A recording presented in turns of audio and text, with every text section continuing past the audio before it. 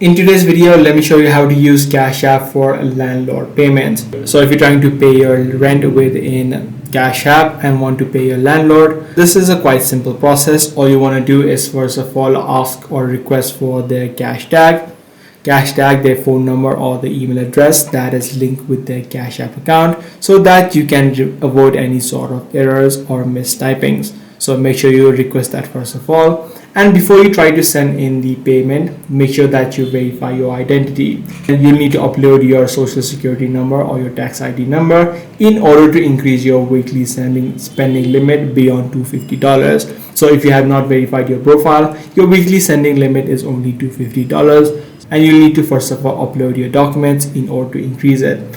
Also, make sure you link your funding through your linked bank accounts or debit cards, and you'll be able to simply select them while you send it. So this is the exact process that you can follow in order to use Cash App for landlord payments. I do hope this video did help you out. If it did, be sure to subscribe. I'm going to see you in the next one.